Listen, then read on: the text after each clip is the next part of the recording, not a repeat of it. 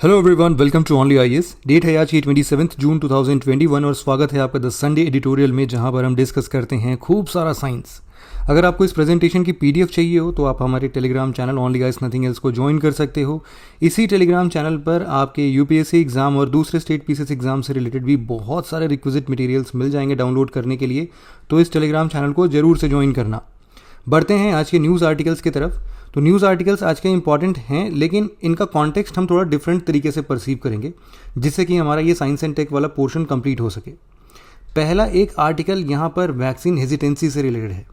ये पहला article actual में थोड़ा सा सोशल पर्सपेक्टिव से है। अब आपको पता है कि चूँकि मैं सोशियोलॉजी पढ़ाता हूँ, तो यहाँ पे मैं रोक नहीं पाया अपने आप को इस आर्टिकल को डिस्कस करने के लिए साइंस एंड टेक वाले पोर्शन में भी। तो फटाफट से एक बार वैक्सीन हेजिटेंसी की बात कर लेते हैं कि इसके बारे में इस आर्टिकल में क्या क्या लिखा है। आपने हाल फिलहाल में एक न्यूज़ पढ़ा होगा कि जब वैक्सीन ड्राइव के लिए कुछ वैक्सीनेटर्स यूपी के बाराबंकी गांव में जाते हैं, तो वहाँ पर सभी लोग नदी में कूद गए, रिवर में जंप लगा लिया उन्होंने कि भाई हमें वैक्सीन नहीं लगाओ, हमें नहीं लगवानी है इसको। तो ये जो वैक्सीन हेजिटेंसी है, इसके क्या क्या रीज़न हैं और सबसे इंपॉर्टेंट इसके क्या सॉल्यूशन है, वो इस आर्टिकल में डिस्कस किया गया था। तो आप इसको अपने मेंस पर्सपेक्टिव से बहुत अच्छे तरीके से लिख सकते हो, समझ सकते हो। मेजरली इसमें 7 से 8 पॉइंट्स लिखे हुए हैं कि देखो, सबसे पहले तो बात यह है कि यहाँ पर जो सोशियो एंथ्रोपोलॉजिकल थ्रेड है वो कहीं ना कहीं डिस्टॉर्टेड है। यहाँ पर हम लोग जो हमारा हेल्थ सीकिंग बिहेवियर है वो कमज़ोर पड़ता जा रहा है। मतलब लोग अवेयर नहीं है अच्छे तरीके से कि हमें किन किन बातों से हमारा हेल्थ सस्टेन हो सकता है, हम लंबे समय तक सही रह सकते हैं, हेल्दी रह सकते हैं।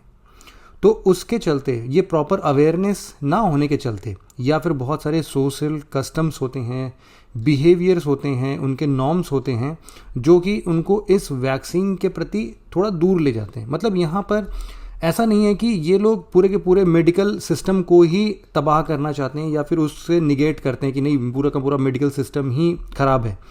यहाँ पर कुछ और बात है। हो सकता है कि बेसिक एजुकेशन इनको ना हो सही तरीके से। बहुत अलग अलग सोशियो कल्चरल कॉन्टेक्स्ट हो सकते हैं इनके वैक्सीन हेजिटेंसी से रिलेटेड। इंपॉर्टेंट ये है कि हमें करना क्या चाहिए, इसी के बारे में हम डिस्कस करते हैं। देखो, सबसे पहला काम जो है वो हम ये कर सकते हैं कि हमें एक ऑनेस्ट और ट्रांसपेरेंट हेल्थ सिस्टम बनाने की ज़रूरत है। आपने देखा होगा कि अगर आपके आसपास कहीं आप गांव में रहते हैं तो वहाँ के डॉक्टर्स अपने आप में थोड़े रूड होते हैं, या फिर आप किसी ट्राइबल पीपल के साथ कभी आप हॉस्पिटल में जाना और आप पीछे होकर देखना कि उनको डॉक्टर्स या फिर बाकी लोग कैसे ट्रीट करते हैं।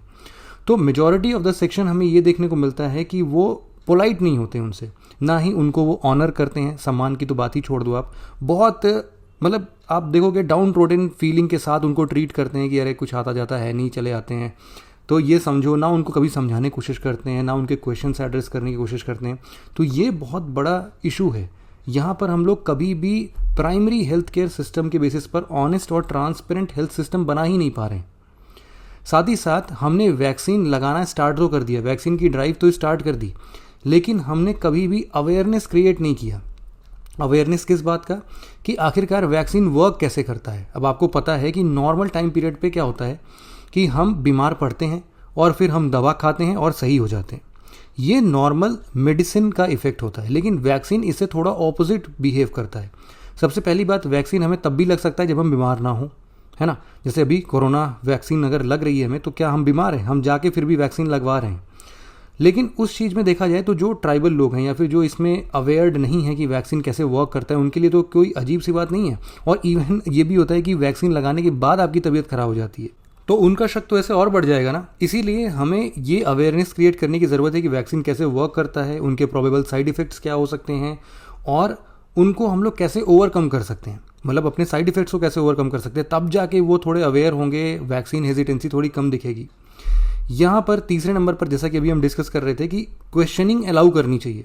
अगर कोई जाके वैक्सीन लगाने की बात करता है और सामने से कोई क्वेश्चन आता है, तो उसको हम एकदम निगलेक्ट नहीं कर सकते, उसको आंसर करना हमारा फ़र्ज़ है। साथ ही साथ यहाँ पर हम ये भी देख सकते हैं कि हमें इक्वालिटी मेंटेन करनी चाहिए। मतलब कि अगर हम लोग उनको डिग्निटी के साथ ट्रीट नहीं कर रहे हैं, उनको हम लोग डाउन ट्रोडन जैसा ट्रीट कर रहे हैं, उनको लगा रहे क्या है तो बर्डन है हमारे सोसाइटी के लिए, उनका तो शक ही यही है कि ये जो वैक्सीन है ना, इसके चलते हमारी जो गरीबी से भरी हुई प्रजाति है, इसको ये लोग एलिमिनेट करना चाहते हैं। ये लोग ऐसी वैक्सीन लगा देंगे कि हम सब मर जाएंगे और सोसाइटी से हमारा पूरा का पूरा अस्तित्व, हमारी पूरी वंशज ही मिट जाएगी। तो ऐसे थॉट प्रोसेस के साथ वैक्सीन हेजिटेंसी आती है। उनको अब आप अगर इक्वल ट्रीट नहीं करोगे, डिग्निटी से ट्रीट नहीं करोगे, तो क्या वो कभी वैक्सीन लगवाने के लिए सामने आएंगे? बिल्कुल भी नहीं। साथ ही साथ यहाँ पर आपको प्रायोरिटाइज करना पड़ेगा। देखो क्या होता है कि हमने जैसा डिस्कस किया कि प्राइमरी हेल्थ केयर सर्विस जो है ना, वो अपने इंडिया में थोड़ा सा वीक है। हालांकि बात यहाँ पर वैक्सीन हेजिटेंसी की रिलेटेड केवल इंडियन लेवल पर ही नहीं है। ये आर्टिकल में और भी बहुत सारे कंट्रीज़ का जिक्र किया गया है। अफ्रीकन कंट्रीज़ में भी बहुत बार ऐसा हेजिटेंसी देखा गया, बट हर जगह यही सोशियो एंथ्रोपोलॉजिकल एस्पेक्ट ही हैं जो कि अवेयर नहीं है इस चीज़ के लिए, या फिर उनका कुछ अलग थॉट प्रोसेस है, उनके कुछ अलग प्रीचिंग्स हैं, उनके अलग कुछ ट्रेडिशंस हैं, नॉर्म्स हैं जो कि वैक्सीन नहीं लगाने दे रहे हैं, और उनका कुछ फियर भी है। ठीक है, तो इसीलिए हमें कुछ पैंडमिक वैक्सीनेशन कैंपेन्स चलाने चाहिए। अगर उनके जगह जाके हम लोग नुक्कड़ नाटक करना स्टार्ट कर दें, ठीक है, नुक्कड़ नाटक में उन्हीं के लोगों को थोड़ा ट्रेन कर दें, और वो लोग एक्चुअल में देखेंगे कि अरे वैक्सीन नहीं लगवाया तो क्या इशू आ जाएगा, वैक्सीन लगवाया तो शुरुआत में दिक्कत तो है लेकिन लॉन्ग टर्म में फ़ायदे ही फ़ायदे हैं। तो ऐसे कुछ वैक्सीनेशन कैंपेन्स चलाए जा सकते हैं। साथ ही साथ हमें इसी लेवल पर प्राइमरी हेल्थ केयर सर्विसेज को भी इम्प्रूव करने की ज़रूरत है। यही पूरा आर्टिकल में डिस्कस किया गया है। आगे बढ़ने से पहले छोटी सी इन्फॉर्मेशन आप सबके लिए है कि 12 जुलाई से हमारा प्रारंभ का सेकंड बैच स्टार्ट हो रहा है। आज सुबह की वीडियो में भी मैंने बहुत अच्छे से डिस्कस किया है इसके बारे में। जिन्होंने भी वो वीडियो नहीं देखा है और विलिंग हैं कि कोई एक फाउंडेशन काइंड ऑफ कोर्स जो उनके पूरे साल भर साथ रहे, उसको ज्वाइन करना चाहते हैं तो वो वीडियो देख सकते हैं।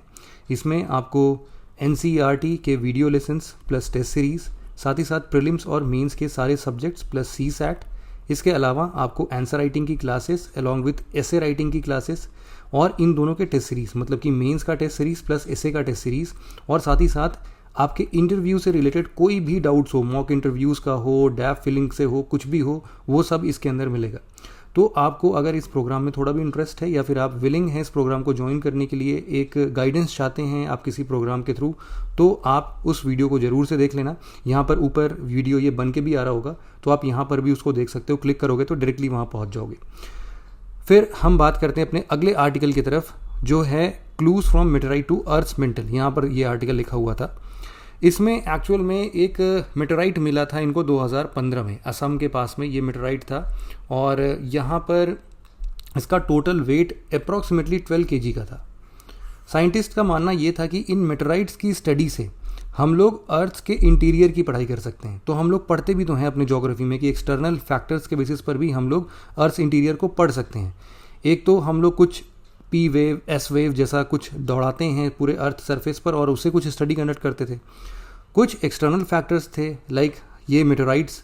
यहाँ पर जो मेटेराइट मिला है उसको ये लोग कैटेगराइज करते हैं कॉन्ड्राइट के रेंज में। अब ये कॉन्ड्राइट क्या होता है?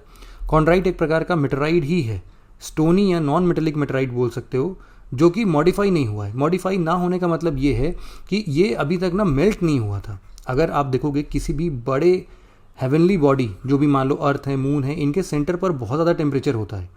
तो बहुत ज़्यादा टेम्परेचर होने के कारण ये मेल्ट होते हैं, वापस से बनते हैं, अपने पेरेंट बॉडी से बिल्कुल अलग हो जाते हैं। लेकिन कॉन्ड्राइट जो होते हैं वो ऐसा नहीं हो पाता, वो ऊपर ऊपर सरफेस के ही रहते हैं और वो टूट जाते हैं। तो ऐसा माना जा रहा है जो कॉन्ड्राइट यहाँ असम में अभी गिरा था 2015 में, वो मार्स और जुपिटर के बीच में जो एस्ट्रॉइड बेल्ट है वहाँ से आ गया और अर्थ की ग्रेविटी के इन्फ्लुएंस में वो यहाँ तक आ गया। तो इसके चलते कुछ स्टडी कंडक्ट किया गया। इन्होंने बोला है कि जो इसके स्ट्रक्चर्स हैं उसके ऊपर हम डिटेल्ड स्टडी कर रहे हैं। यहाँ पर जो मटेरियल्स इस कॉन्ड्राइट में मिले हैं, लाइक बहुत डिफिकल्ट मटेरियल का नाम है, उसमें से आप सबसे कॉमन याद कर सकते हो ऑलिवाइन। ऑलिवाइन इसलिए भी याद होना चाहिए क्योंकि अर्थ सरफेस पर भी ऑलिवाइन मिलता है। तो इनको ये बात बहुत अच्छे से समझ में आ रही है कि भाई अगर हम लोगों ने इस मेटेराइट या कॉन्ड्राइट का अगर हमने कुछ स्टडी कंडक्ट किया तो हम अर्थ के इंटरनल सरफेस के बारे में भी पढ़ सकते हैं। अब इंटरनल सरफेस पर जाना तो पॉसिबल नहीं है क्योंकि ये लगभग ऊपर थोड़ा सा पतला सा थिन क्रस्ट होता है, उसके अंदर आप जाओगे तो 2900 किलोमीटर्स तक ये मेंटल होता है। इनमें से कुछ एक लेयर ऐसे हैं जो कि मोल्टन स्टेट में भी हैं, या फिर आप सेमी मोल्टन स्टेट बोल सकते हो, प्लाज्मा बोल सकते हो, या तो आप सेमी प्लास्टिक बोल सकते हो। प्लास्टिक मटेरियल के बने होते हैं। ये प्लास्टिक अपने वाला प्लास्टिक नहीं, मतलब उसको ऐसा नाम देते हैं। तो इन्होंने बोला है कि भाई इस कॉन्ड्राइट पर हम लोग रिसर्च करेंगे, हाई रेजोल्यूशन इलेक्ट्रॉन माइक्रोस्कोपी की मदद से, स्पेक्ट्रोस्कोपी की मदद से हम खूब सारे रिसर्च कंडक्ट करेंगे और हम फिर पता लगाएंगे कि अर्थ का इंटरनल सरफेस कैसा है। बस यही आर्टिकल यहाँ पर, कुछ खास इंपॉर्टेंट नहीं था, आपको कॉन्ड्राइट इसमें सबसे इंपॉर्टेंट देखना था। अगला आर्टिकल हम ये डिस्कस करते हैं कि बैक्टीरियाज मल्टी ड्रग रेसिस्टेंस क्यों डेवलप कर लेते हैं। हालांकि इस आर्टिकल में ई कोली की मदद से कुछ एग्जाम्पल देते हुए समझाने की कोशिश की गई है, बट उतना अच्छे से समझाया नहीं गया है। तो हम अपने बेसिक्स को स्ट्रॉन्ग करने के लिए थोड़े और डेप्थ में समझने की कोशिश करेंगे, कुछ बेसिक्स जानने की कोशिश करते हैं। सबसे पहले इसके बेसिक समझने के लिए हमें समझना पड़ेगा कि बैक्टीरिया एक्चुअल में क्या होते हैं, और जब बैक्टीरिया समझ रहे हैं तो हमें ये भी पता होना चाहिए कि माइक्रो ऑर्गेनिजम्स क्या होते हैं। ठीक है, कुछ basic examples of micro organisms हैं वायरसेस, बैक्टीरिया, फंजाई। इनके बेसिक डिफरेंसेस आपको पता होना चाहिए, क्योंकि यूपीएससी का one of the most favourite topic में से ये काउंट होता है। देखो, अगर सबसे पहले हम बात करते हैं वायरस का, तो वायरस एक प्रकार का नॉन लिविंग माइक्रो ऑर्गेनिज्म है। नॉन लिविंग ऑर्गेनिजम्स का मतलब क्या होता है, या फिर लिविंग ऑर्गेनिजम्स हम कैसे डिफरेंस क्रिएट करते हैं। 3 बेसिक उनके फंक्शंस होते हैं, जो कि वो करते हैं तो लिविंग ऑर्गेनिज्म होंगे, नहीं करते हैं तो नॉन लिविंग ऑर्गेनिज्म होंगे। ये 3 चीज़ को आप याद कर सकते हो रिन से। रिन क्या है? रिप्रोडक्शन, इंटरैक्शन और न्यूट्रिएंट बनाना। मतलब कि अपना खाना खुद बनाओ, खाओ पियो ऐश करो, रिप्रोड्यूस करो और लोगों के साथ, दूसरे लोगों के साथ इंटरैक्ट करो।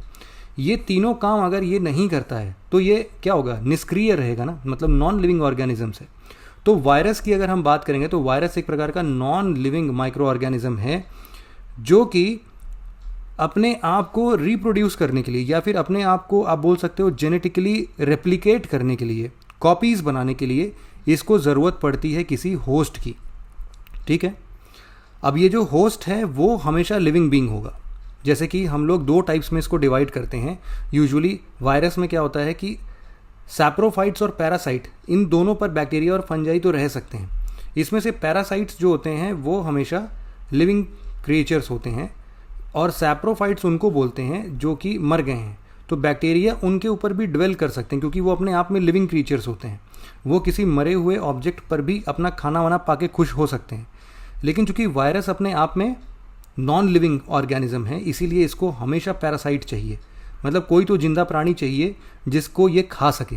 और जब भी हम बोलते हैं किसी होस्ट पर अगर वायरस का अटैक हो गया, तो ये हम बोलते हैं कि भैया ये होस्ट जो है ये वायरस से इन्फेक्टेड हो गया है। और इसी वायरस के इन्फेक्शन से क्या होगा कि होस्ट सेल के अंदर ही ये अपने जेनेटिक मटेरियल्स को रेप्लिकेट करेगा, और इसीलिए हम लोग इसको इन्फेक्शियस एजेंट भी बोलते हैं। ठीक, इन्फेक्शियस एजेंट। यहाँ पर अब ये फैलता कैसे है? देखो, वायरसेस हमेशा वेक्टर्स के थ्रू फैलते हैं। ठीक है, बैक्टीरिया भी इवन वेक्टर्स के थ्रू ही फैलता है। तो ये वेक्टर्स क्या होते हैं? वेक्टर्स होते हैं कैरियर्स ऑफ वायरस। ये ऐसे कैरियर्स होते हैं जो कि वायरस को अपने साथ लेके एक दूसरे जगह पर ले जाते हैं, जिससे कि दूसरे लोग भी इन्फेक्ट हो जाएं, दूसरे ऑर्गेनिज्म को भी इन्फेक्शन लग जाए उस वायरस का।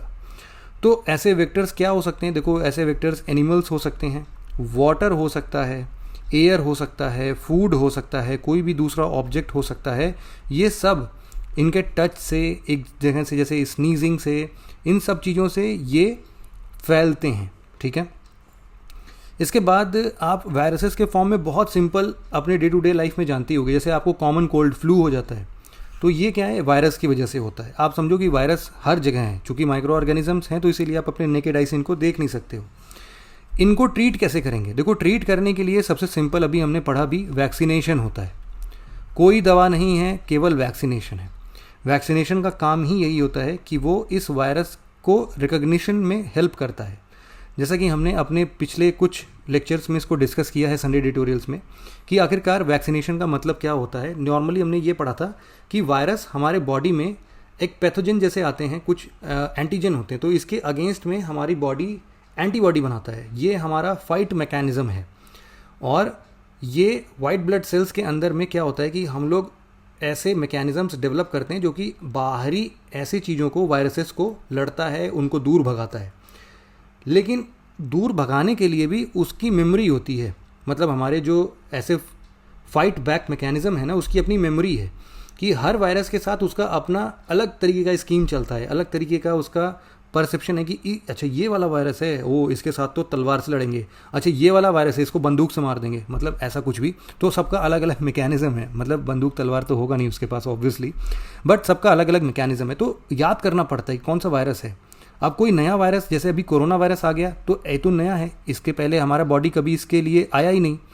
तो ये जब हमारे बॉडी में इन्फेक्ट करता है ना, तो हमारा ये जो डिफेंस मैकेनिज्म है ये भूल जाता है कि इसके ऊपर बम फेंका जाए या फिर इसको तलवार से या इसको बंदूक से मारा जाए, कुछ समझ में नहीं आ रहा है। तो इसीलिए ये वायरसेस स्प्रेड करने लगते हैं और ये कन्फ्यूज ही रहता है। वैक्सीनेशन क्या करता है, इन्हीं वायरसेस का कुछ वीक फॉर्म होता है जो कि हमारे बॉडी पर इफेक्ट नहीं कर पाएंगे, या फिर इनका डेड फॉर्म होता है कि ये हमारे बॉडी के अंदर जाके रेप्लिकेट नहीं हो पाएंगे, लेकिन इसके अंदर जाने से हमारा ये जो डिफेंस सिस्टम है ये एक्टिव हो जाएगा। एक्टिव होने के साथ साथ ये पूरा इसका जो भी इसका जेनेटिक कोड होगा ना, उस जेनेटिक कोड को परसीव करेगा, वो समझ जाएगा कि वो ये वाला वायरस है, अब तो इसको बम से उड़ा देंगे, खत्म हो जाएगा, जब भी नेक्स्ट टाइम आएगा तो यही करेंगे। तो उसको याद हो गया इस वैक्सीनेशन से। अब कभी भी इन फ्यूचर आपको सेम कोरोना वायरस इन्फेक्ट करता है तो वैक्सीनेशन के माध्यम से आपने अपने डिफेंस मैकेनिज्म के अंदर एक फाइल सेव कर दी है कि भैया ये जब भी आए तो इसको बम से उड़ा देना, ठीक है। तो सिंपली कुछ इस तरीके से काम करता है वैक्सीनेशन। तो वायरस के लिए हमें क्या चाहिए, वैक्सीनेशन चाहिए। हालांकि कुछ मेडिसिन का हम यूज़ कर सकते हैं जिससे कि जो हमारे सिम्टम्स हैं उसमें थोड़े रिलीफ मिल सकते हैं। मान लो अगर वायरस के चलते हमें बहुत फीवर आ रहा है तो फीवर की मेडिसिन ले ली, अगर हम कफ़ है हमारे तो कफ़ की मेडिसिन ले ली, कफ़ सिरप पी लिया। लेकिन इसको क्योर नहीं करते हैं ये लोग, केवल सिम्टम्स को थोड़े देर के लिए रिलीव करते हैं। हमेशा के लिए क्योर करने के लिए एकमात्र साधन है वैक्सीनेशन का। तो वायरस के बारे में आप कोई भी पूछेगा तो आप अच्छे से समझा दोगे। इन्फ्लुएंजा वायरस है, कॉमन कोल्ड वायरस है, कोरोना वायरस है, बहुत सारे हैं। नेक्स्ट हम पढ़ सकते हैं बैक्टीरिया को। देखो बैक्टीरिया क्या होता है, बैक्टीरिया एक लिविंग माइक्रो ऑर्गेनिज्म है, ठीक है। और ये अपने सारे वाइटल फंक्शंस जो हम रिन के अंदर में देख रहे थे, वो सारे वाइटल फंक्शंस ये परफॉर्म करता है। ये बैक्टीरिया हमेशा यूनिसेलुलर होता है। यूनिसेलुलर मतलब सिंगल सेल होता है और प्रोकैरियोटिक होता है। प्रोकैरियोटिक का मतलब है कि इसके अंदर न्यूक्लियस नहीं है। ये किसी भी इन्वायरमेंट में जिंदा रह सकता है। आप बोलोगे वॉल्केनो के अंदर हो सकता है, बिल्कुल रह सकता है। ये पानी के अंदर जहाँ पर बिल्कुल नीचे ज़मीन पर कोई सनलाइट ना मिले जिंदा रह सकता है, बिल्कुल रह सकता है। कहीं पर भी आपको बैक्टीरिया मिल सकता है, किसी भी कंडीशन में ये ग्रो कर सकता है। तो ये किसी भी इन्वायरमेंट में एग्जिस्ट कर सकता है। ये भी अपने वेक्टर्स के थ्रू ही वाटर, एयर, स्नीजिंग, कफिंग इन सबसे स्प्रेड होता है। ये बैक्टीरिया अच्छे भी होते हैं और बुरे भी होते हैं, मतलब they are good as well as bad. Virus हमेशा बैड होगा, ठीक है, लेकिन बैक्टीरिया गुड और बैड दोनों हो सकते हैं।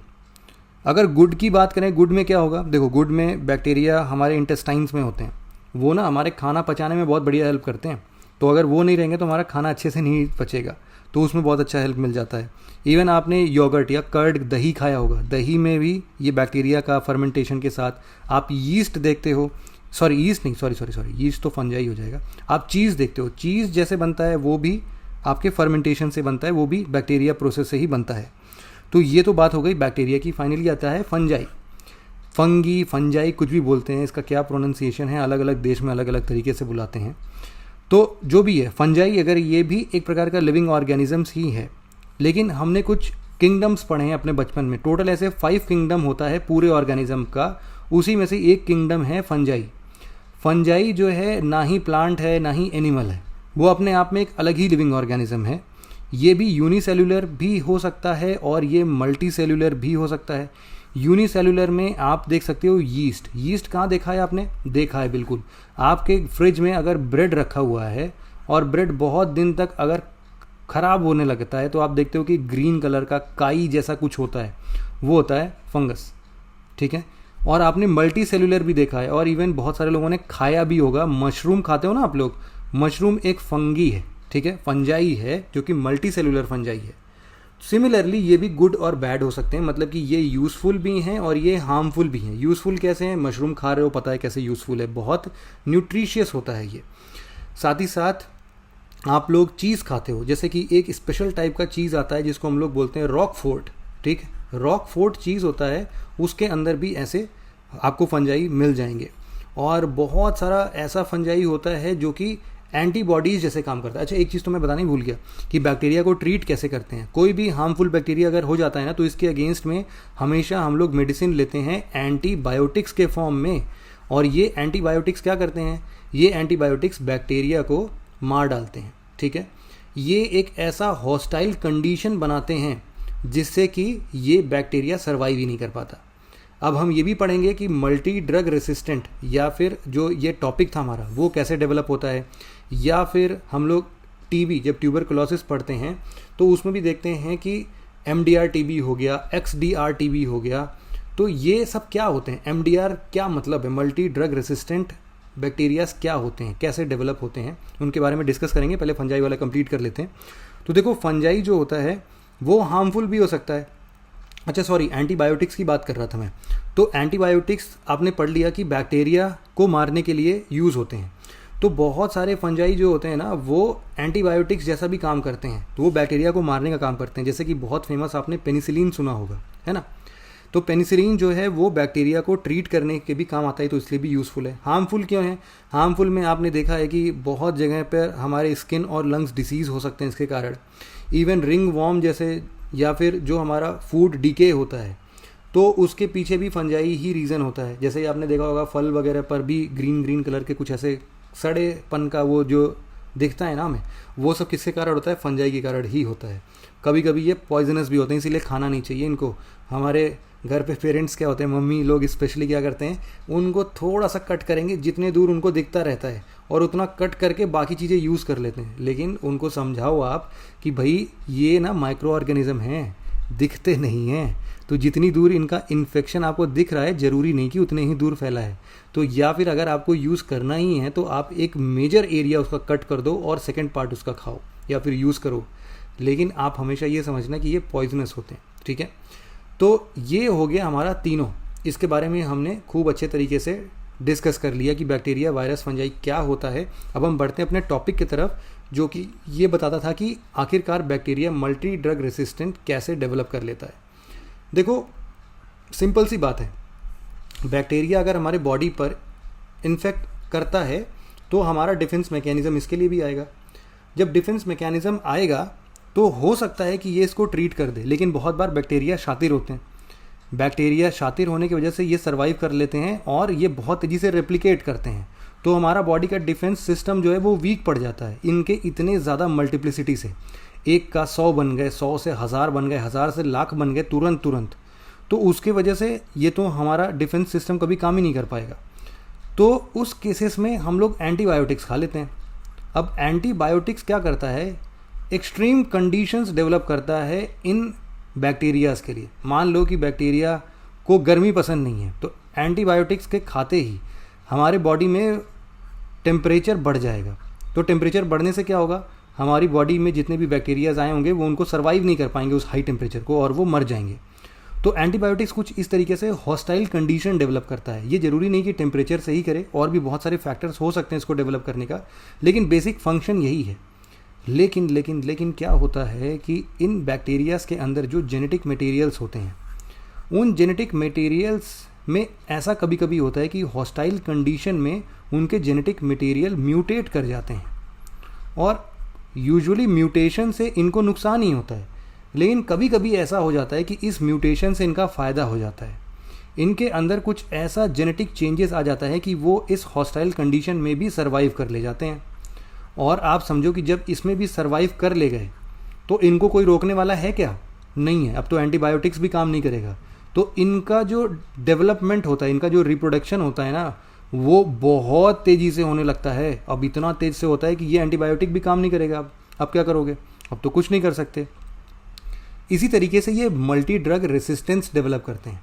एक एंटीबायोटिक नहीं काम कर रहा है, आप दूसरा एंटीबायोटिक खाते हो सकता है उसमें भी 1-2 सर्वाइव कर जाएं, तो उसको याद रहेगा, चूँकि यही वाला पहले एंटीबायोटिक कोई पहले ही सर्वाइव करके आया है, और मान लो ये लाखों की तादाद में है, उन लाखों में से कोई एक ही ऐसा बैक्टीरिया है जो कि बच गया दूसरे वाले एंटीबायोटिक से भी, वो भी रेप्लिकेट करके लाखों बन जाएगा। तो इस तरीके से क्या होगा कि एंटीबायोटिक्स जो है वो काम करना बंद कर जाते हैं। तो इसीलिए हम लोग बोलते हैं कि उनका ड्रग रेसिस्टेंट डेवलप हो गया है। मतलब हम कोई भी ड्रग या मेडिसिन लेते हैं तो उससे उन्होंने रेसिस्टेंस डेवलप कर लिया है। इस आर्टिकल में ये बोला गया है कि पॉपुलेशन साइज़ बहुत मैटर करता है। जितना लंबा या फिर जितना बड़े तादाद में इनका साइज़ पॉपुलेशन का होगा, जितने ज़्यादा होंगे, उतना ही तेज़ी से ये ड्रग रेसिस्टेंस डेवलप करते हैं।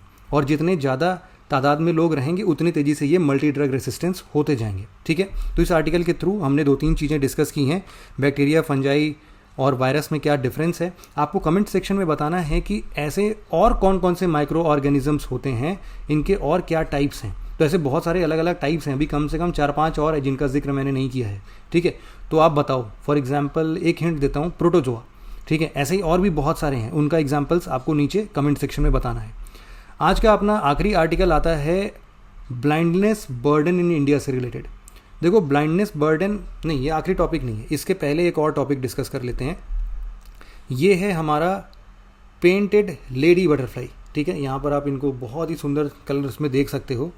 तो अभी तक तो हमें ये समझ में आता था कि भाई जो बर्ड्स होती हैं वो भी माइग्रेट करती हैं सीज़न टू सीज़न, और इस माइग्रेशन में बहुत सारे उनके रूट्स बने हुए जिनको हम लोग फ्लाईवेज बोलते हैं। ठीक है, तो इन फ्लाईवेज के चलते ये लोग, बहुत बार हम लोग बोलते नहीं कि साइबेरिया से आ गए हैं, या फिर आप लोग बोलते हो कि सहारन कंट्रीज से आ गए हैं। तो बहुत अलग अलग जगहों से ये बर्ड्स आते हैं, पूरा चाइना तक चले जाते हैं और फिर वहाँ से लौटते हैं। तो ये सब तो पता था, लेकिन क्या ऐसे बटरफ्लाइज या इंसेक्ट्स जिनको हम बोल सकते हैं, तो इंसेक्ट्स भी ऐसे माइग्रेट करते हैं क्या? बिल्कुल करते हैं। उनका सबसे बेस्ट एग्जाम्पल है ये पेंटेड लेडी बटरफ्लाई, जो कि लगभग अपने पूरे लाइफ टाइम पे 12,000 से 14,000 किलोमीटर का राउंड ट्रिप करते हैं। समझ रहे हो कितना बड़ा है ये? सहारा से स्टार्ट करते हैं, मेडिटेरेनियन सी क्रॉस करके यूरोपियन कंट्रीज़ में पहुंच जाते हैं। इनके अंदर इतना ज़्यादा एनर्जी होता है कि ये लगभग 40 घंटे तक लगातार उड़ सकते हैं। तो इतना ही इन्फॉर्मेशन आपको पता होना चाहिए कि इंसेक्ट्स भी माइग्रेट करते हैं। फाइनली हम डिस्कस करते हैं अपने लास्ट आर्टिकल को, जो कि इंडिया में ब्लाइंडनेस बर्डन के बारे में बात करता है। एक स्टडी से ये सामने आया है कि हमारे सोसाइटी में जो विजन इम्पेयरमेंट है या फिर ब्लाइंडनेस है, इसको हम बहुत अच्छे तरीके से रिड्यूस कर सकते हैं। बहुत सिंपल तरीका है। तो अब इसका ग्रेविटी क्या है, इतना इंपॉर्टेंट क्या है इस आर्टिकल में? तो देखो, सबसे पहले इसकी ग्रेविटी समझो आप। पूरे वर्ल्ड के पॉपुलेशन की बात की जाए तो वर्ल्ड पॉपुलेशन में लगभग 9.1% पॉपुलेशन ऐसी है जो कि अभी आज के डेट में, या फिर 2019 का ये डेटा है, 2019 में ये 9.1% पॉपुलेशन 65 या फिर 65 ईयर से ज़्यादा की एज की थी। धीरे धीरे यही पॉपुलेशन 2050 तक आते आते ये जो एल्डरली पॉपुलेशन है, इनकी संख्या बढ़ के 15.3% अनुमान लगाया जा रहा है। तो इसका मतलब ये है कि हमारा डिसीज़ बर्डन जो है ना वो बढ़ जाएगा, लोग ज़्यादा बीमार पड़ेंगे, क्योंकि एल्डरलीज एक ऐसा एज ग्रुप होता है जहाँ पर बीमारियाँ हमारे सामने आती ही आती हैं।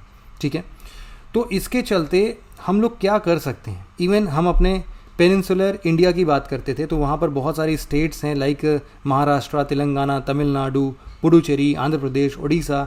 ये सारे स्टेट्स जो हैं ना, इसमें ये देखा गया कि टोटल अगर इसके 36 करोड़ पॉपुलेशन है, तो इस 36 करोड़ पॉपुलेशन में से 13 लाख लोग ऐसे हैं जो कि ब्लाइंड हैं, और इवन 76 लाख लोग हैं जो कि करेक्टेबल कैटरेक्ट से सफ़र कर रहे हैं। कैटरेक्ट एक बीमारी है जिसमें हमें दिखना थोड़ा सा धुंधला हो जाता है। वो क्या होता है उसके बारे में भी अभी हम डिस्कस करेंगे। तो ये ग्रेविटी है, अगर हम इनको थोड़ा भी रिलीफ दे पाएँ तो हमारा ये जो डिसीज़ बर्डन है ये काफ़ी कम हो जाएगा, और ये काफ़ी ईजी है। इसके लिए बहुत अच्छे मॉडल्स अप्लाई किए गए हैं। इस आर्टिकल में उस मॉडल के बारे में भी लिखा है, बट हम एक बार देख लेते हैं कैटरैक्ट को। देखो, ये आई का डायग्राम है, बचपन में खूब सारा आप लोगों ने बनाया होगा अपने साइंस के क्लास 6, 7, 8, 9 में। तो यहाँ पर आप देख रहे हो लेंस है हमारा।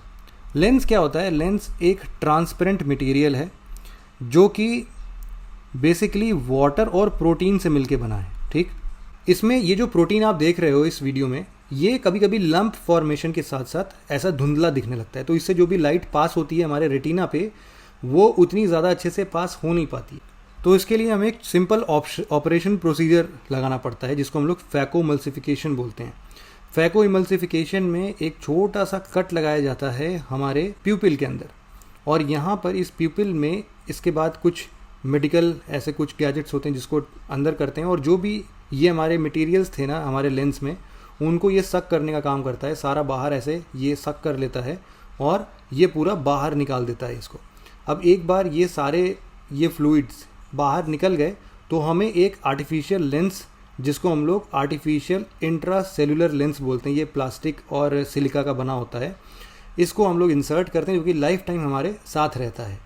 और ये बिल्कुल स्ट्रेच्ड फॉर्म में रहता है और ये आप अच्छे तरीके से बिल्कुल क्लियरली विजिबली आप इसको देख सकते हो बढ़िया से, आपका तुरंत मतलब आपका आँख प्रॉपरली फिर से देखने लगेगा।